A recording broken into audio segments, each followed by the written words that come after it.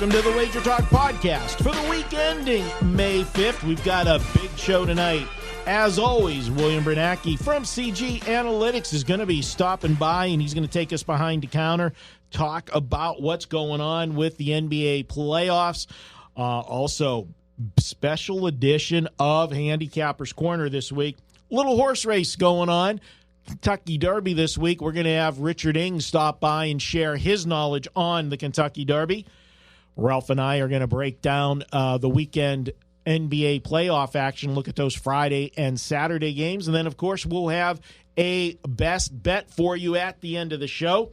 Also, want to tell you about a special offer we've got going. It is Kentucky Derby time. And, guys, you know I love horse racing. I actually own horses. It's get information from the inside, somebody that lives the sport. I am offering my Kentucky Derby package. You can pick it up at WagerTalk. The package sells for $39 on Saturday. You can get all of my Kentucky Derby selections, and what I'll give you is the horse I'm betting win, place, and show. I will give you the horses that I'm betting exactas, exactly how I'm doing it. We'll give you my betting strategy sheet. You can just print that out or take it on your phone and go to the window and read right off of it and play exactly as I am. 2 years ago, you followed me, the plays. We invested $390 in the Kentucky Derby, and we brought back $9,069. You know, Marco, just quickly, I know we have Will waiting, but talk to him why you put that much into the Derby, because there's so much dead money that it's worth the investment. The Kentucky Derby is unlike any other race because it's an event, and people that don't bet horse racing all year, they want to be a part of this. You know, they're at a party or whatever, and they want to get money in, and they want to bet the horse race, and they don't know anything about horse racing. And the difference in when we bring Will up, you know, I'm sure he can attain to this. This is pari-mutuel wagering. And what that means, Ralph, is unlike sports betting where it's you against the casino, okay, you're against the house. Yes, the public can dictate the line. The line might be at 3, and then everybody's betting the favorite, and all of a sudden it's 3.5. But at the end of the day, it's you against the book for your 110 to 100. In horse racing, it's you against everybody else betting that race. The books, the casinos, whatever, they all make the same amount of money no matter who wins the race, whether it is the 100 to 1 shot or it's the favorite. They get a percentage based on the handle that they take in. The rest of that money is divided by the winning tickets. So if you're a positive EV player, if you're somebody that knows horse racing and you think you have an edge, and I'm going against people that are betting something that have no knowledge, a name, a number, kid's a color. birthday, Yeah. kid's birthday. I've seen you play your kid's birthday, you know, and just play numbers and that. Sure. And it inflates the pool, and you get bigger payouts. So it's worth a bigger investment because you can get those monster paydays on Kentucky Derby Saturday. All right. We let him wait long enough. Oh, I didn't give the coupon. It's Marco 10. Marco 10. I'll give you $10 off on that Kentucky Derby package on Saturday. All right, let's bring up Will if he didn't fall asleep in that long intro. Will, how you doing, buddy? Oh, I'm great, guys. No, I didn't fall asleep. I was enjoying listening to you guys. Some good information there. Yeah, you know, I mean, Will, a lot of people don't understand that. I love when I'm in a sports book and I hear somebody say whenever a big long shot wins a race and goes, oh, the Bucks got killed on it. No, they didn't. It didn't matter. They don't care. You guys get the pari-mutuel, you know, your percentage, the handle that you get for it. And horse racing for the sports books is the surest thing that you can have. You know you're making a set profit just based on the handle. You just got to get people in there to do the wagering. And unfortunately, we've got the stigma with horse racing, Will, that it is a bunch of old people, you know, sitting around in a sports book. You know, the next stop, you know, might be the old folks' home. But I know anytime that I've been at, let's say, the Cosmo, there's no old folks hanging around at the sports book at the Cosmo, is there? No, not at all. We got a great mix of everybody there. And the beauty of it is at the Cosmo and all our books, really, especially for big events like Kentucky Derby, National Championship, anything, Super Bowl is this. We have 350 reservable seats, so really there's no excuse to get locked out of not being able to watch it and bet on the big events. Good to know, Will. Hey, let's get into, before we get into the playoffs, let's talk about the NFL draft real quick. Last week, obviously, the draft. How did things go for the house? How was the handle on it, the draft and, betting the props and so forth? Who would be drafted first in that? Did the house come out a winner for the props? No, we didn't do that well with the draft. We took a loss, and one of the worst results for us, really one was just a major or poor result, was Dwayne Haskins being drafted where he was as bets. We took bets on a few numbers where, higher rounds over. When I say over, meaning, the higher rounds for those who may not follow, we end up getting picked by the Redskins, and over 6.5, 7.5, up to 10.5, we had bets, and that was our biggest loser. But otherwise, the handle's never really that big with the draft props for a couple reasons. Number one, at the time of the year, it's just not it's kind of like mixed in with everything else. And also the fact that we closed betting for it the night before. By regulations, we closed the betting, and people can't bet on the day of game, day of the draft. Switching gears, Will, to the NBA playoffs. We're into the second round. We're into, halfway through the second round, basically. How did the first round pan out, and how has the second round panned out? And do the handles on these games go up exponentially, as I'd expect, as we get closer to the finals? Depending on the series, Golden State, Houston seeing great handle, but like Blazers, Denver, mid-level handle. So it really depends on the matchup, how big name players, big market teams, that type of thing. It's kind of common sense, usually what people think with the bigger markets is where the handle is bigger. As far as how we did, it's been a bit rough with the public sides coming in. So it's game-by-game basis. We didn't do very well. The series prices we did real well with because bettors were taking the underdogs with only one coming in, Portland, and that was actually the one we needed. A lot of the other underdogs, like Detroit and the Clippers, those, you're not going to get anything but dog money in those because the price is astronomical with the favorite. So those are actually good results for us when those teams advance. But I'm sure there wasn't a lot of money for those teams, the money that you took on with them. Nobody taking the dogs at those big numbers for significant monies. Those are just little lottery tickets just in case. They add up. Exactly. They add up, even $10, $20 on those. A bunch of them add up and put you in a big liability in case they happen to pull that massive upset, catastrophic upset. That would be wouldn't be a good result. You talked about marquee matchups. Well, there can't be any more marquee matchup than the Rockets and Warriors. I mean, most people that are in this industry and handicap the NBA. This is the NBA Finals for all intents and purposes, in most people's opinion. The winner of this series is going to win the NBA championship. And we'll see how that plays out. But how has the money been in this one, and how has it gone the first two games? Because I know I talked to a lot of people, especially in Game 1 and then again Game 2. A lot of love for the Houston Rockets in this series. Yeah. I'm going to start with the series price first and let you know where we're at. The ticket count's actually a little above 2-1 and with Houston, the ticket count. But the interesting thing here is that liability-wise, it's with Golden State. We've taken some bigger bets on them from some of our sharper players. So it's sort of a pros versus Joes. It seems like the public is on Houston to win the series, or before the series started. Now the adjusted price, it's a different dynamic, but adjusted price hasn't seen much action anyway.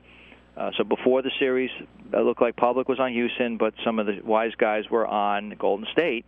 So right now, it's a slight need for Houston to win the series, but each game thus far, we had two very close to the spread games, the way they ended up. Game 1 was a little bit of a loss for us with Houston covering, and Game 2 was a little bit of a slight win with Golden State pulling out that miracle cover, basically, with that late foul. Will, let's just stay in that series. And, this is, Marco and I talked about it and joked about it. You have Denver-Portland playing 2 games in 3 days, and this game getting stretched out to have in Golden State, Houston, Saturday night prime time. You know, we all know about those 0-2 dogs. Those 0-2 home teams. We talked about it on Sportsline with Dave Cokin earlier. What's the early money doing for that game on Saturday? Well, it's pretty low volume thus far, and I think that just has to do with people coming into town for the Derby, and it is Thursday. So, but right now it's slightly on Houston, but with low volume, and as you said, Game 3 with this 0-2 situation, we do expect to see Rockets first half, especially first half money, come in on the day of the game with that trend.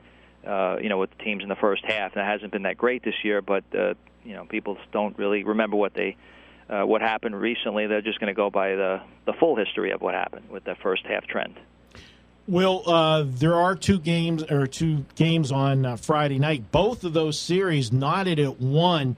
Where's the money been? Have you getting any action early on those two? And do you have any liability as far as series prices with any of those teams? Yeah, the money's been slightly on the Celtics. Again, not much in the way of volume right now. And the Nuggets and Blazers are seeing two-way action, which I think bettors are just not sure what to expect there because of those two teams splitting their first two games. Adjusted prices, our Bucks are now $1.90. Take back 170. Blazers are now the favorite at 150 with a Denver take back of plus 130. And as far as what we're looking at in the series, right now it would be a better result if Portland won. Because before the series we took a little bit more Denver money. Nothing crazy, but because that series has been under the radar as far as bettors go. And the Celtics-Bucks right now, it is looks like it'd be a better result if Milwaukee wins at this point. It's just some changing of the we took some Milwaukee money after Game 1, but a lot of Boston money prior to the series. Will, I just want to switch gears for a quick question. For those that don't know, CG Sportsbooks, you guys do an incredible job. Week 1 lines in the NFL are out, but you guys are ready to release Week 2 through Week 16 lines. You could bet any NFL team any week for basically the entire season. And, tell us about some of the NFL moves we talked about on the radio that people have jumped on for some of those futures, and when can we expect those Weeks 2 through 16 lines as well? Yeah, Weeks 2 through 16 will be out in the middle of May. Tony D and the team there, worked on it, and I was there as well. We worked on. We just finished up pretty much all the numbers, and we'll have them out by the middle of May, so they'll be ready to go. So we saw some movers as far as season over-unders, win totals. Arizona, we figured we see over money with them. I'm sure you guys had mentioned that. It's the obvious drafting of Kyler Murray, and it correlates to bettors coming in on Arizona. Buffalo seems to be getting a lot of love with their a lot of over bets. The Browns, it took a little more time than we thought with Cleveland, but the over money's starting to come in as we've moved the juice on them at the 9 number. And then Giants under money for obvious reasons, drafting, their controversial draft pick of Daniel Jones, and the Jets over. And they had a fairly decent draft, and I think people maybe think the Jets had a real good draft considering their crosstown Giants had basically a lousy draft on paper. So bettors are kind of seeing that and thinking the Jets will be better this year. And Seattle over money as well. So, second straight year we've seen some Seattle money on the over. Yeah, and go back to the Jets for a second. Let's not forget they have Le'Veon Bell now. Everything is going to be great because he's going to run for 2,000 yards, and he's the greatest thing. And wow, that's a Pittsburgh Pirates, Pittsburgh Steelers fan that's a little sour over there. And they're just fine with Connor there. He's just fine. So I think the Steelers won't miss a beat. Now, and I want to see how many tweets Le'Veon Bell's doing in the first week of December when they're out of the playoffs, eliminated, and see if he's still rah-rah. Yeah. A very bitter Steelers. Wait till the Raiders get here with Antonio Brown. You want to get me started. Hey, Will, anything else happening at CG this week you want to talk about? Yeah, besides the Kentucky Derby, we got, of course, the NBA, NHL playoffs, baseball's in full swing. I believe we have a pretty big fight this weekend with, Canelo. Was it Alvarez fighting? I don't follow boxing, to those who are listening, so, full disclosure here, I do not follow boxing, but I just like to report on what I'm seeing. Alvarez and Jacobs, that is this weekend, so that should be a big fight here. So that's going on. We also have, the Champions League. I don't know if there's a game this weekend. I know it's next week, and MLS is going on. So really very important to download the app and sign up for an account, especially on a weekend like this. It's imperative because you don't want to wait in line to bet the Derby when, post time is creeping up and you're not sure if you get a bet in. Take care of that by having the app and being at one of our books. And you really got to prepare like a pro to bet like a pro. So definitely get that app. Yeah, you know what? Getting shut out from a $200 even bet on the Toronto Raptors is a little different than getting shut out on a $9,000 try in the Derby. So, Nope. Just don't get shut out. Yeah, never get shut out, especially, this year could be one of those years where the Derby has a non-chalk winner, so it happens, seems like it happens every 5-6 years. This could be one of them. And even if it is a chalk, they're so evenly matched that there's going to be money spread all around. Exactly. There's not going to be an overwhelming favorite. So, Will, we appreciate you. I'll tell our listeners, follow you at the Moneyline Guy on Twitter. He joins us every week from CG Analytics to take us behind the counter. We appreciate it, Will. Hope schedule's clear. Talk to you next week, buddy. Have a good weekend. Likewise. Look forward to it. All right, we're going to step out for a quick break. Guys, when we come back, I'm excited about this next segment. It's Kentucky Derby time in Handicapper's Corner. Richard Ing, a horse racing expert, will be joining us. That's up next on the WagerTalk Podcast. It's Manic Monday, and that means every pick at WagerTalk.com is just $9. Get a play in any sport valued at up to $30 for just $9 each and every Monday at WagerTalk.com. Welcome back to the WagerTalk Podcast. It is Handicapper's Corner, and I'm excited for this week's Handicapper's Corner. Ralph, it's horse racing time. It's Triple Crown time. Kentucky Derby on Saturday. That's like my second Christmas each year. Kentucky Derby Saturday morning.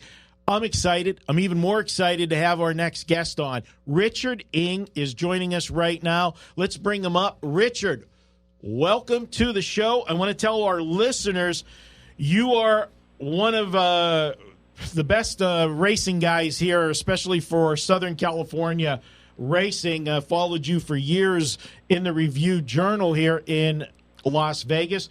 Also, you're on racedaylasvegas.com. Also, Brisnet.com. And you are on CBS doing stuff for Sportsline with the horse racing. You're also an author. You wrote the book, Horse Racing for Dummies, and you are available on Twitter. I always follow you on Twitter at Richard Ing, and that's Rich Ing, E-N-G, 4 Pro Pick. Richard, thanks for joining the show. How are you doing tonight? Hey, thank you, Marco. I'm sorry we took up 20 minutes with the introduction. Well, I want everybody to know, we bring the best guest on, and when it comes to horse racing, buddy, you've been a guy that, like I said, I'm not one to blow smoke up someone's derriere, and I always read your columns. Loved hearing, seeing what you liked on the Southern Cal track circuit with Santa Anita and Del Mar. And, I want to pick your brain for the Kentucky Derby. We got major news happened yesterday, and it was funny, Richard. I was doing a podcast yesterday. We were taping live. And my phone was just blowing up. I was getting texts left and right. And I'm like, what is going on here? Did somebody die or something? And I flipped the phone open to take a quick look, and I see all these things about Omaha Beach. And I'm like, we paused the podcast because I had to find out what was going on. So we made an adjustment mid-podcast yesterday. How did the scratch of Omaha Beach, did it change anything for you in your handicapping of this race? Well, fortunately, when I did the work, I actually came up with another horse that I liked over Omaha Beach. I did make Omaha Beach my second choice in the race, so I had to change a few things as far as, maybe the pace scenario, some of the vertical wagers and things like that. But the one thing it does is when you take the favorite out of the race, if you like somebody else, it lowers your odds no matter what, whether it's regardless of what horse that you like, because you're taking all that money out of the win pool and it gets distributed to other horses, so it drops the odds on the horse that you do like. So, that's a factor, but he definitely changes the pace scenario a little bit. Well, let's talk about that.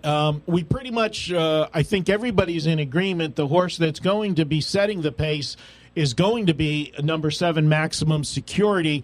Would you agree with that? Well, actually, I've talked about that with some people who do pace projections and things like that, and the horse that actually gets more emphasis for being on the front end is actually the number 6 horse, Vacoma. It comes out of the Bluegrass. But, I'll make this point, Marco, and we'll see if I'm right or wrong on Saturday. I think the people doing the pace projections are making an erroneous number because I think they're using the Florida Derby pace, which was very slow, all things considered, as their measure for, how fast this horse can go. But if people look at Maximum Security 2 races ago, this horse went 7 furlongs, went a half, and 45 and change. So this horse has some gas in the engine. So it's going to be either the 6 or the 7, and some people actually like the 1 horse to maybe show a lot of speed, War of Will. He's in a tough spot. He's probably rooting for Heichel to scratch so he can get off the rail and move over 1 stall. But he's a horse that trainer Mark Cashy has already said, we're going to send so we can get out of there. He has to. I mean, the post position definitely compromises his chances. Richard, I want to go back to Maximum Security for a second. I can't remember a horse coming in with 4 races and being undefeated and have so little buzz about him. And the reason for that is, the first 3 races, let's be honest, that wasn't the greatest of competition that he raced against, not Kentucky Derby caliber horses. So his first test was in the Florida Derby. And myself and my co-host today, Ralph, we actually went down to Florida for the Florida Derby. And Maximum Security ran over my money that day. I didn't use him. I didn't put him on top. I thought that, for me, call me from the state of Missouri, you got to show me first. And he hadn't showed me that, that he could beat this caliber of horse. Remember, his first race, Richard, he was in a maiden claimer for $16,000. That is correct. And, I'm glad actually you're spending a lot of time on Maximum Security because that is the horse that I selected as my choice to win the Kentucky Derby. And, part of the reasoning, I kind of went at it backwards, fellas, for getting to this horse. Well, I'm one of the voters for the NTRA 3-year-old poll and also the older horse poll. And for most of the winter and spring, I'd been alternating the Baffert horses on top, Game Winner, Improbable, and then later on Omaha Beach when he beat both of those horses straight up in the Rebel Stakes and the Arkansas Derby. But the thing that got me, after the Santa Anita Derby, a third Baffert horse, Roadster, beat his stablemate, Game Winner, is that those 4 horses, before the scratch of Omaha Beach, of course, they were the 4 favorites in the Derby, but when you looked at them running against each other, they were all in races decided by noses and heads and necks. They were 4 horses that looked almost identical to me. So I'm thinking that can either be real good or that can be not so good if they're kind of plateaued together. So it made me start to look at the rest of the field a little harder to see if maybe I could find someone who's a little better than those 4.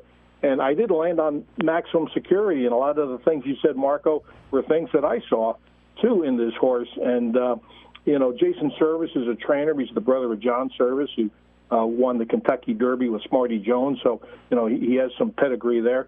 But he has kind of an unusual training method in the fact that his horses, not just Maximum Security, but all of his horses train incredibly slow, but they go long distances. So, for example, if you look at the racing form and see Maximum Security with a 4 furlong work in 52 or 53 seconds, it looks pretty pedestrian, but that is in the middle of a 2-mile gallop. And I was actually exchanging some texts with Bruno DiGiulio. He said one thing that Jason Service always does in these 2-mile gallops, he always asks the horse to run hard the very last part of the race, and that part may not even make it into the workout. So these horses actually get a lot more out of the workout than that 4 furlong and 53 shows. Yeah, my question to you, Richard, is because when we were there, Ralph can tell you, I said to everybody at the table, the minute they put up the halftime in that race, I said, if you got a closer in this race, you're dead.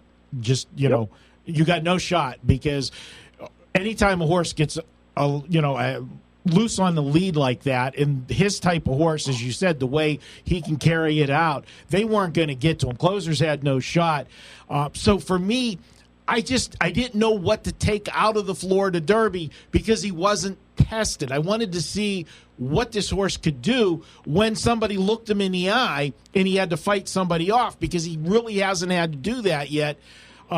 I feel that he's going to have to go faster fractions in this race, because there's going to be so many horses jockeying for position that, want to get to places that they want. I do think, though, if any horse benefited from the Omaha Beach scratch, I think it was him, because I think I thought Omaha Beach would be that horse that made the first move on him. And obviously you're going to be going against one of the best horses in the race whenever to fight him off, and it might have compromised him having anything left coming home. So I think it's a big break for him that he's out. I think the other horses might wait a little longer on their moves, but yet they're not going to sit back and let him get a race that he had in Florida. The horse, let's stay with the Baffert horses, because there are 3 of them. Of the 3, everybody's got their opinion on who was the best of the 3. For me, I rank them Improbable, Game Winner, and then Roadster. And I know that people are going to say, Roadster, just beat Game Winner. Why are you going with that one? And in that race, Game Winner in the Santa Anita Derby didn't need the points to get there. Roadster did need to finish first or second to get his points.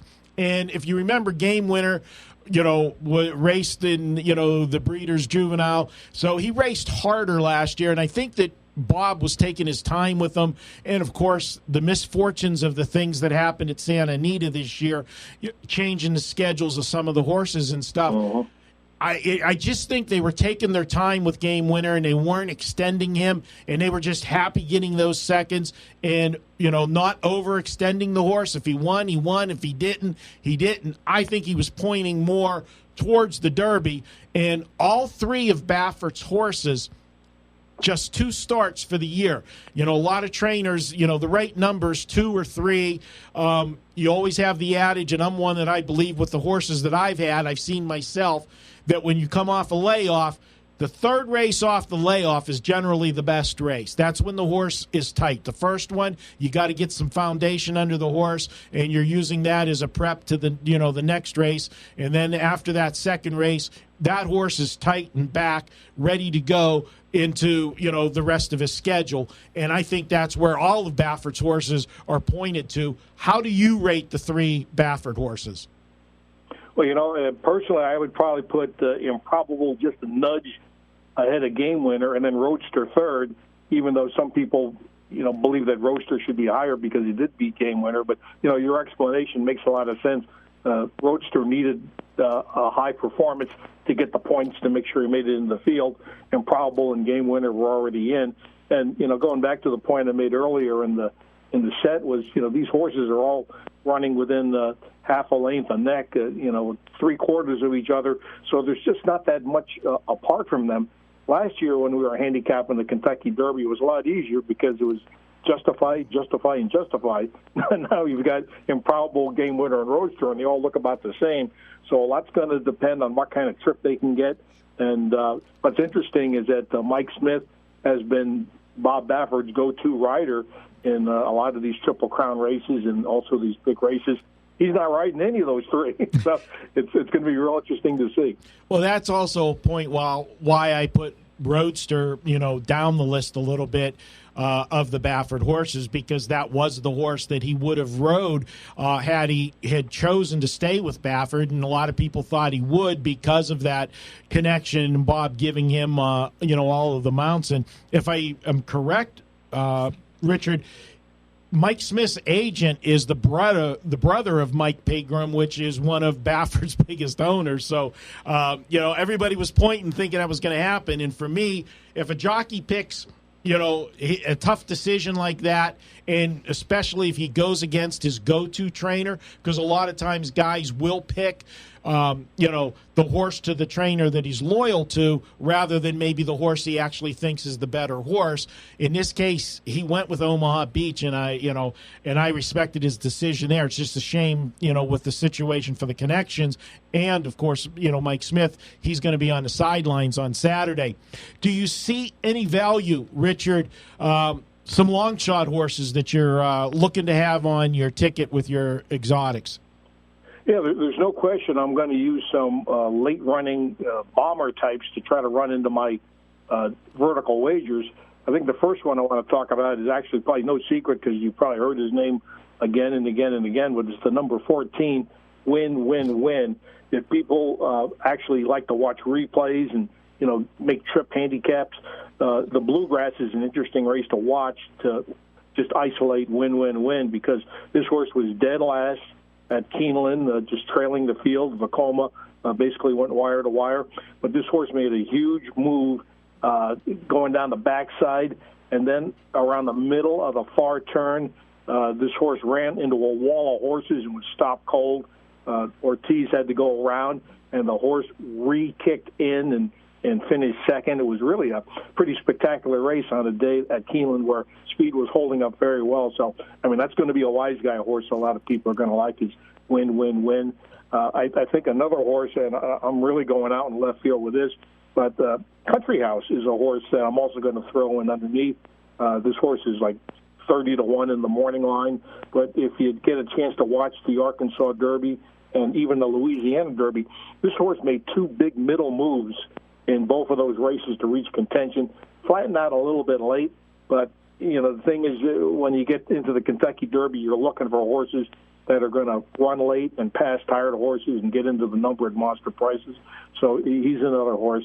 I did like a little bit the horse Heikel, who's the horse who they talked about having an abscess and is now on the fence whether he's going to actually make the race or not. For their connections and their sake, I hope he does. But if he does not go in, that'll make the field 19 instead of 20.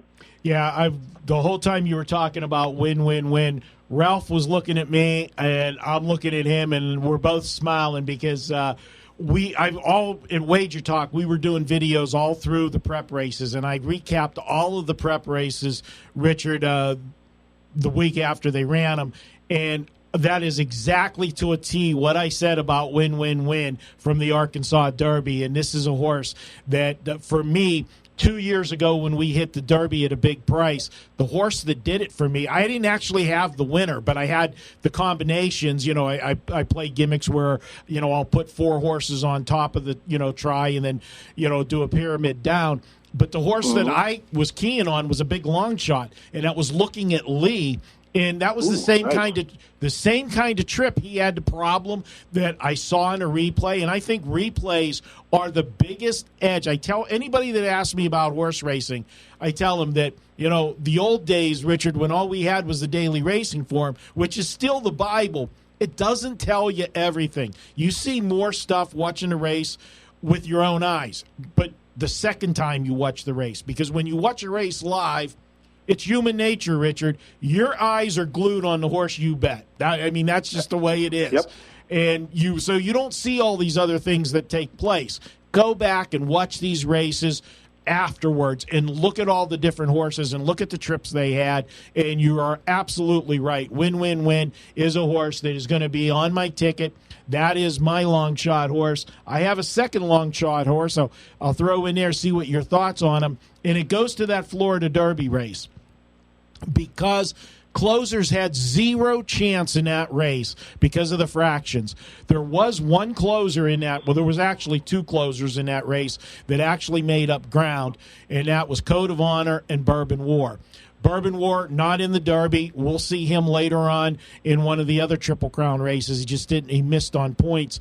But Code of Honor got away 11th in the Florida Derby, and he rallied to be third. Now, granted, it was a distant third because Maximum Security ran away and hid, but he was flying in a race that that he shouldn't have been flying in because they were coming home faster fractions the second half, and he did make up ground. I think if there's an honest pace and he gets a clean trip, I think this is a dangerous horse that could get there and make a big score on Saturday. Well, a couple angles with a Code of Honor to support your comment, Marco. One is the connections. Chuck McGee, he trained Orb to win the Kentucky Derby a few years ago, and Shug is in the Hall of Fame already, so God bless. And two is Code of Honor, the race before, won the Fountain of Youth, which, if I'm not mistaken, gave him enough points to get into the Derby field, so there wasn't as much pressure on Code of Honor in the Florida Derby as there might have been on some of these other horses in that final prep where they needed to run first or second to make sure they had enough points. This horse had enough points. When he ran third, he had a little more, but it was just like gravy. So there wasn't the extreme pressure to get this horse to actually win or finish second in the race, although they wouldn't have minded, I'm sure. It was $1 million purse. Yes, you'll take that, but, a lot of times, and that's a great point, Richard, we'll tell if we got a bigger race on the horizon, and, the Florida Derby's a big race, but the Kentucky Derby's bigger. You tell your jockey, go out and get what you can get, but make sure I got a horse when you come back. Don't leave the tank empty for us, and that's a good spot for us. Richard, any other horse you want to mention? Give our listeners something that might be flying under the radar, or guys that you like and be using on some exotics. Well, I'm just going to make a comment, more of a general comment, Marco, because the prep races, some seem to have more importance than others. Baffert has been using the San Anita Derby and the Arkansas Derby much more so in the last few years to prep his horses. And, one race that actually has been almost barren for the last couple of decades has been the Wood Memorial. I took a look at the top three finishers of the Wood Memorial going back a ways to find out the last winner to come out of the Wood Memorial. And it was, believe it or not, Funny Side in 2003. So that means there have been 15 runnings of the Wood Memorial where none of those horses have won the Kentucky Derby. So a lot of people like the top two finishers, Tacitus and Tax, but they almost have a Wood Memorial type jinx to try to go against because, since 2003, it was Funny Side, and actually Empire Maker came out of that race and ran third. So that was a strong Wood. But since then, the Wood Memorial hasn't produced hardly anything in the Kentucky Derby finishes. I agree with you, and I know there are a lot of people that have been talking about Tacitus. I look at the Wood Memorial, and the thing that bothered me and why I wasn't impressed with the race as much on the first look at it is you had those two horses, two long shots in the race. They were running, we talked about how slow the Florida Derby was. The Wood Memorial was the complete opposite, and it set up for all of the closers to get there. And, he ended up, once he got clear, had an easy, run at it to get the win. And I think that, a lot of people talk about, the 8 Texas. I love the post position. For me, I'm always hoping to draw between the 5 and 10. Those are my sweet spots that I like to see my horse in. But Tax, he raced just as good. And he's a lot, not getting as much talk, obviously because of the post position that he drew, drawing the 2-hole. But if you're a horse that's going to be coming from behind, you're going to be behind anyway. So the inside post is not as detrimental to you, I feel, as it is with the a speed horse. Yeah, that makes perfect sense. And when people are watching the race on Saturday, what they really need to do is to watch the start, because when 20 or could be 19 horses come out of the starting gate, sometimes there is an unbelievable chaotic situation at some point in the starting gate where horses just smash into one another, and horses can get eliminated. It's a 1.25 mile race, but some of these horses can get eliminated in the first 50 yards. So it's really interesting to watch. and probably watch again, because you can come up with horses who just did not have an honest chance to run what they're capable of. All right, Richard, I appreciate you stopping by. And tomorrow night, tell our listeners what they could expect if they're in town and want to head over to Sunset Station tomorrow night. Pretty impressive panel over there. I love the stuff that Chuck Esposito does with the station's casinos, and Sunset's a fun place to watch the races as well.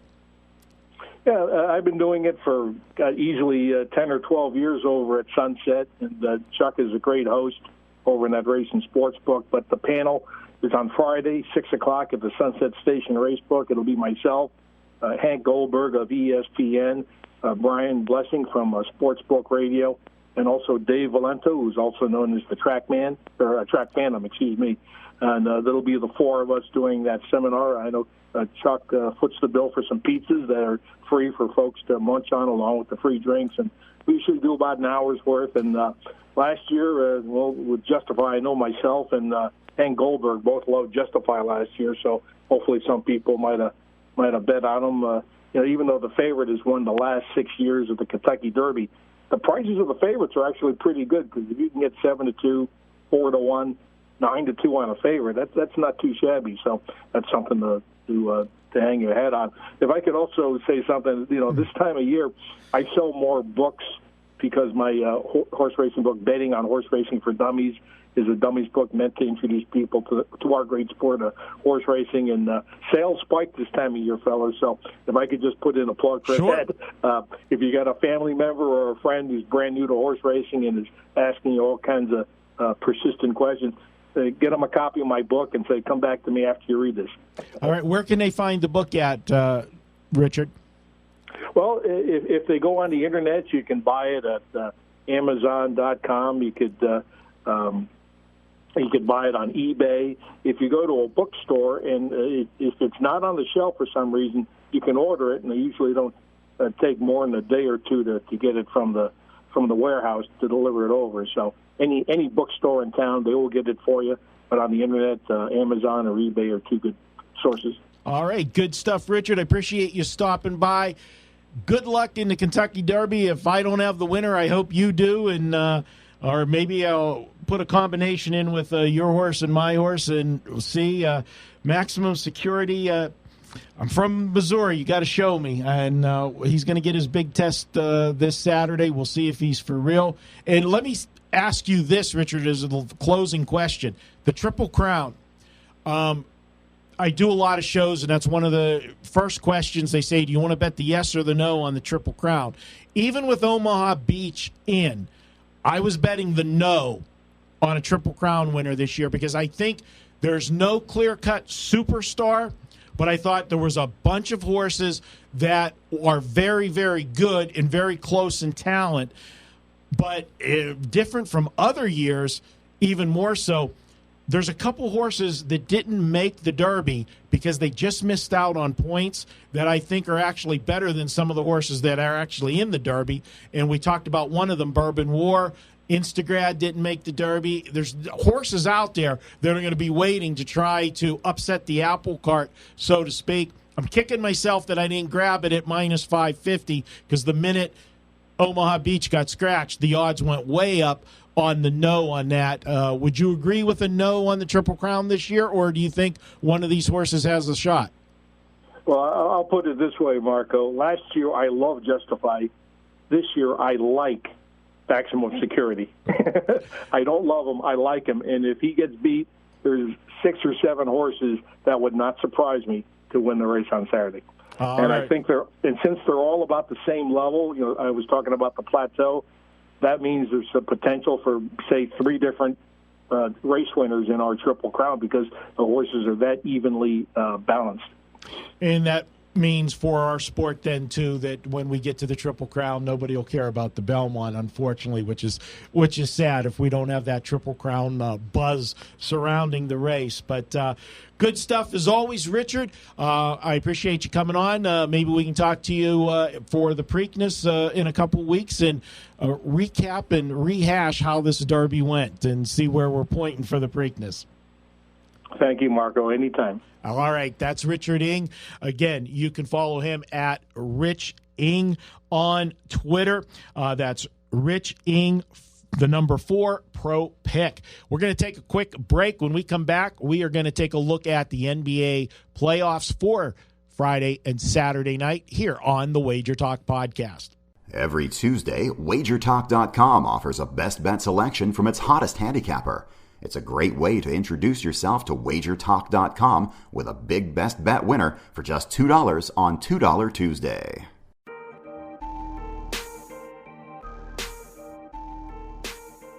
Welcome back to the WagerTalk Podcast. Before we head into the NBA for the weekend, I want to tell you this segment is brought to you by uwager.eu. Get a 50% sign-up bonus using promo code WT50. That's WT50 when signing up. You'll get 50%, and this offer is exclusive to our WagerTalk listeners. All right, Ralph. We're going to head into the NBA. We've got 2 games on Friday night, and then, of course, the big one on Saturday that we'll be talking about. But let's start it off with the Milwaukee Bucks. They head to Boston. Series tied at 1. We thought this could be a good series, maybe go the distance. How do you see Game 3 back in Boston? Well, if people follow Wager Talk or follow my tweets, I've talked a lot about the zigzag not working as a whole. Yes, Portland won Game 2 after Denver won Game 1, but as a whole, if you bet every NBA game off a loss, you would not be successful. But when the zigzag does come into effect is in Game 3 of a series, when the teams are 1-1. When you're at home Game 3, you're obviously the lower seed, so you're supposed to be the poorer team. But in Game 3, if you won Game 1 on the road and lost Game 2, like Boston is, so they're returning home off a loss, since 2000, so we've got a big sample size, those teams are 23-11 straight up, 20-14, 59% against the spread. Game 2, Milwaukee was plus 30 points on three-point shots. They made 10 more three-pointers than Boston. I think that comes back to the median. I think Boston plays better like they did in Game 1. You have Milwaukee in a situation now playing a second series road game. That's something these players have never done. You have the Celtics, which are experienced at home. This playoff atmosphere will be absolutely dynamic. I like Boston in this game. I'm going to look at the total in this one, Ralph. And for me, I think you're going to see a big defensive effort from both teams. You talked about the big three-point edge with Milwaukee in that game. Boston's got to tighten up the defense there. And Milwaukee, we know they are one of the better defensive teams, in the league. Boston wants to play a slower pace. Game 1, Boston was able to control things the way they wanted. Worst game that I've seen Milwaukee play in quite some time. I still like Milwaukee for this series. If I'm going to get involved in the game, not sure if I'm going to actually have a play in this one or not, but I am looking at the total. I think you're going to see that defensive effort. And, Ralph, you know how important it is when the series are tied 1-1. You're going back you're going back to the other team's side. It's a brand new series, and to me, that first game back at home, now 1-1, you stole home court, and that's all that Boston really, that was their goal. They got it in the first game. Now they got to hold serve. Pressure's on them. I think you see this game played, I don't want to use the phrase playoff atmosphere because it is a playoff atmosphere, but you know what I'm saying. You bring more defensive intensity when you're in these type of situations, and I think you see Boston wanting to walk the ball up the court a lot, and that's going to lead towards the under. I'll go ahead, take a look at the under with Boston-Milwaukee on Friday in the first game, and that is where I'm at. Heading to the second game, this is going to be a good one. You got Denver and Portland. Split the first one. I was not involved in Game 2, Ralph, as far as a side, but I was involved as far as the total. And the reason I was involved in the total in Game 2 was game one was a high-scoring game. Denver got the job done. Denver, to win this series, needs to play defense. And even though they won game one, they really didn't play good defense. They allowed 52% game one. Both teams shot over 50% in game one. The two teams combined, I think, for 21 total three-pointers in the game. And if you went back and looked at the first playoff game and the regular season games, that was the highest number of three-pointers made of any of the games that they played this year. Also, if you looked at game one, you saw 58 foul shots in that game, and they made 47 of them. All of that, to me, led to why game one went to the over. The other big thing was Denver really didn't have any time to really set and prep for game one. They played a 7-game series against San Antonio and then had one day off and had to come back and play. I thought they would be better prepared in game two, and you'd see a lower scoring game. But that's why Portland also pressed the pace, because they knew they had a tired team. They had 5 days off against a one-day rested Denver team. Absolutely. So I got the score there. Now we go back here. I think the bandwagon's going to be jumping on Portland.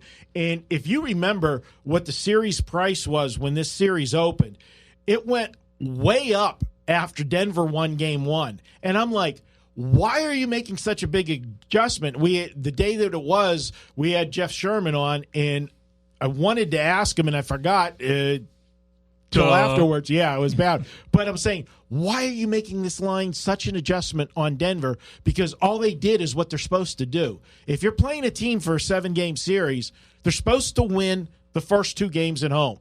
It's not really a series until the road team grabs one. Well, to your point, Marco, it's there hasn't been a series this even in years. And why do I say that?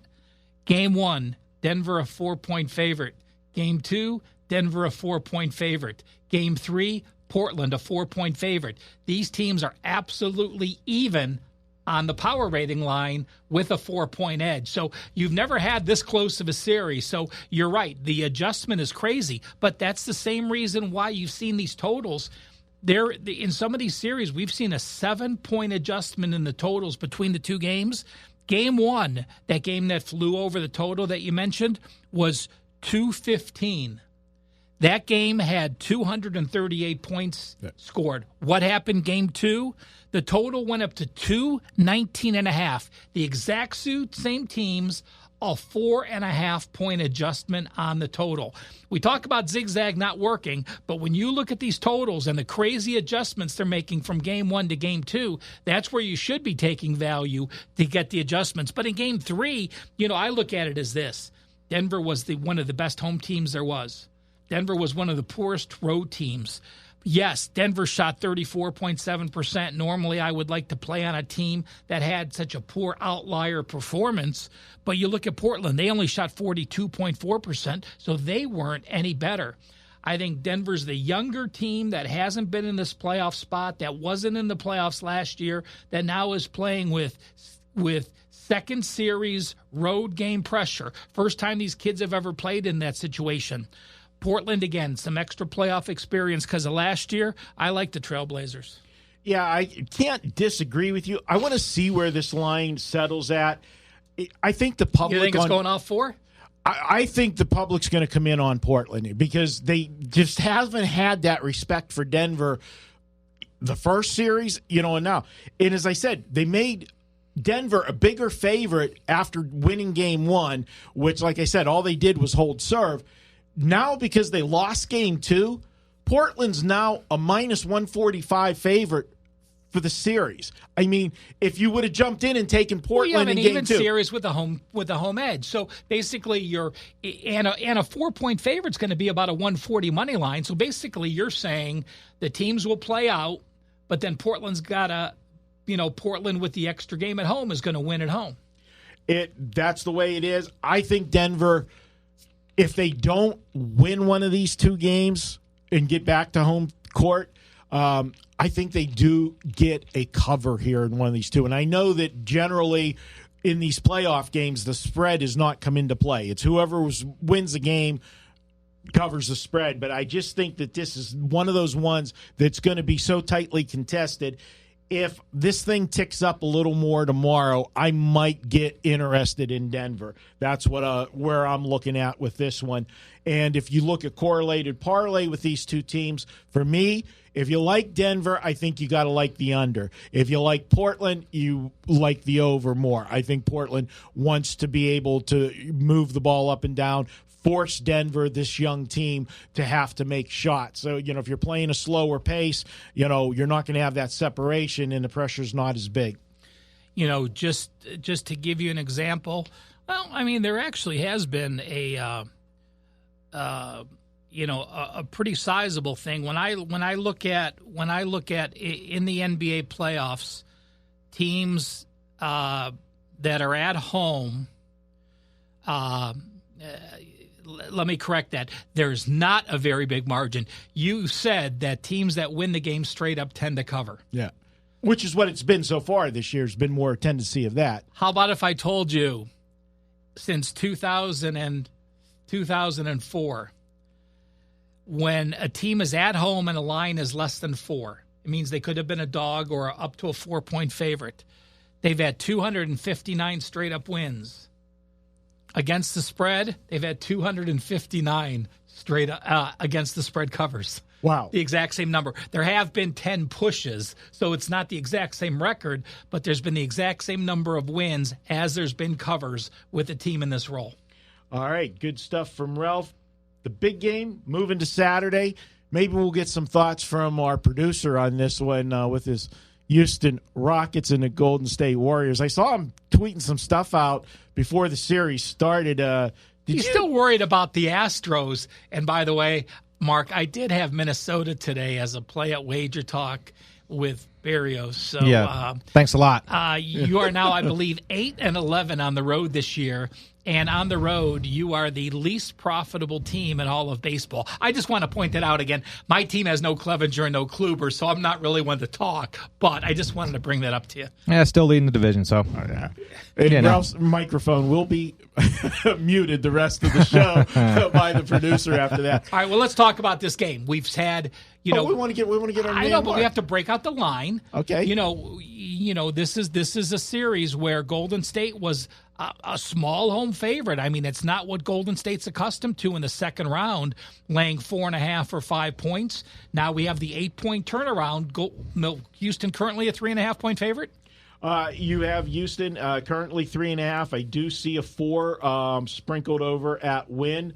They're at 4. I think you're going to see this line go game day, go to Houston, because so far, Ralph, the so-called sharps have been looking at Houston in this series. They've been taking them. I've had Golden State both games. I didn't get the cover there in the first one, but I got the cover in the second one. But Golden State is 2-0, and the Rockets, they're 0-2. And what's the excuse after game 2? I mean, after game 1, before game 1, we heard about they reminded everybody about Chris Paul injury the year before, and then after game 1, it was the referees. That's why I went with Golden State, because Golden State's tired of hearing all, Yeah, you got an excuse for everything. Let's play some basketball, and they got the job done. But coming back home, Mark, they're going to be fired up. I mean, there's no question, down 0-2. This is the season. Can they get the job done? We are talking that Harden is healthy. He passed his eye test, and we're assuming all of that is good as we move forward. He had his best game shooting, getting poked in the eye with the blurry vision. That was his best. Then they tried poking him in the other eye. I think if the Rockets can, they've spent too much time and effort and concern on the referees. Go out, play basketball. This team, throughout the regular season, I thought when they played Golden State, they played them very well. So in a series, I was hopeful that the Rockets would, be able to play better. Both these games, I think, they haven't been blowouts per se. You go home, you obviously need to win both games in Houston, and then you can make it a 3-game series. So anything can happen, but the Rockets need to forget about the referees, go out, play basketball, do what you've been doing all year, and that's going to be the key to the Rockets getting back into this series. Mark, I've got a question for you, being a Rockets fan. Do you think, we talked off the air that Denver and Portland are playing 2 games in 3 days, and this game getting stretched out to be Saturday? Do you think this team is veteran enough that rest helps them, or you think they would have rather just got back on the court, play 2 days later, and try to make it right from what their mistakes have been, either mentally or, on the court? This is a veteran team. James Harden, Chris Paul, and you're looking at, veteran guys like P.J. Tucker and Gerald Green, and, Austin Rivers isn't a huge veteran, but, these are guys that have been around. Capella. Don't forget Capella. Capella's one of the younger guys on the team. So, but these are guys that aren't just fresh into the league. So, when you get beat, obviously you want to get back out there as soon as you can, and leave it fresh. But I think it gives them an extra day to get rid of this mindset that the referees are screwing us. Because as soon as you have that mindset, you're done. If you go into the game worrying about what the calls are going to be, wondering if you're going to get the calls. No, you just go out, play the game the way you've been playing it. Don't worry about it. If you get the calls, you do. If you don't, you don't. That's just the way this has to do. The Rockets need to get out of their own heads before they can even consider coming back in this series. Let's bring up the obvious now. And, everyone's going to talk about the 0-2 teams, and everyone knows about the first half bets. Well, I can tell you this. The first half bets have lost all value because the bookmakers have adjusted. There was a game, I did not see this, but Dave, we were talking about it on the Las Vegas Sports Line earlier with Dave Cokin, and he said there was a game that actually ended up closing higher for the first half line than for the complete game. Yeah, now, that's ridiculous. Just lunacy. If you're going to bet a first half line because of some trend that has happened to do well the last few years, that's just silly. I want to make one very important difference. Now, these are full game records, but since 2012, if you are 0-2 and you're a home favorite like Houston is, you have gone 16-8, 67% in Game 3. If you are 0-2 and a home dog, you have gone 11-20, 35%, a 32% difference there. Because remember, if you are home for Game 3, that means you're the lower seed, and a lot of times teams are much better than you. Not the case here. So when you have been a home favorite like Houston is, down 0-2 with everything, your back's against the wall, 16-8, 67% since 2012 against the spread. 2 quick things how I'm looking at this game right now is the fact because of the extra days, you've got more time to scheme your defenses and things that you want to do. I think and you're going to be fresh. You've had 3 days rest. So we always talk about it takes more energy to play defense than it does to play offense. So I would tend to look to the under in this game. The other thing that my suggestion is going to be, Houston's going to come out firing. You know that the crowd's going to be crazy. They may not get that number for the first half, Ralph, because they've been inflating this. But I'll tell you what I might want to look at. If Houston does come out with a quick run in this game, let's live bet this game. Let that line inflate and get Golden State plus at a bigger number if Houston gets off to the quick start, because there's too many weapons on Golden State. They're going to come back and make a run in the game, and this could be close. If I can get an inflated number on Golden State, I think that's where I'm going to go. All of the pressure, in my opinion, is on the Rockets here. The season's on the line.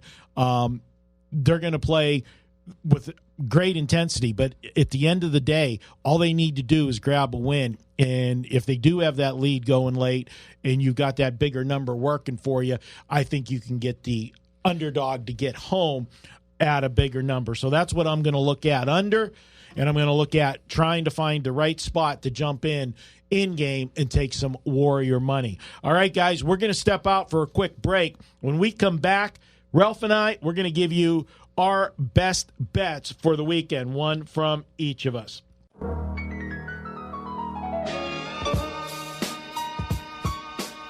Welcome back to the WagerTalk Podcast. It's best bet time. But before we get to the best bets, hey guys, we talked about the Derby here, and if you want to get my actual plays for the Kentucky Derby. Now, you know, you've heard me talk about the horses I like, this and that, on all the videos and podcasts and everything that we've done this week. But if you want exactly how I am betting the Kentucky Derby myself. And me. And Ralph, you can get my plays. I will, when you buy the package, you get emailed to you the exact betting strategies. You can, if you don't know anything about horse racing, you can just read it right off the paper, hand it to your ticket writer at the window, however you want to do it. Get it done. You'll be following along just like me. And remember, 2 years ago, we invested $390 worth of bets in the Kentucky Derby, and we lit up the tote board that day. We brought back $9,069 for that game, or for that Kentucky Derby. Look to do that again. Not always those kind of profits, Ralph, but we've been very successful. And you can get that. $39 is the price, but I'll give you a coupon. If you use Marco10, that's Marco and the number 10, you get it for $10 off. Ralph, you got a best bet for me. Yeah, the best bet. So they're getting $29. You're getting a sports best bet plus the Derby. That's correct. I'm also going to be giving you my top baseball or basketball play on Saturday, whatever my highest rated plays. If you guys tweet me, I'll sell you those same plays for $28. No, I'm just kidding. All right, I'm going to best bet on Friday, and I'm going to play against my Indians. Like I said, this isn't a team playing well. Clevenger got hurt. Kluber got hurt. This is a team that's last, or at least in the last few days, they've been last in Major League Baseball against lefties, hitting 200.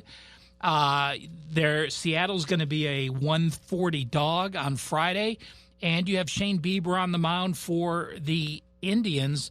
Shane Bieber has one of the most unique home road splits. He's been pitching for 2 years. At home, he has a 6.0 ERA.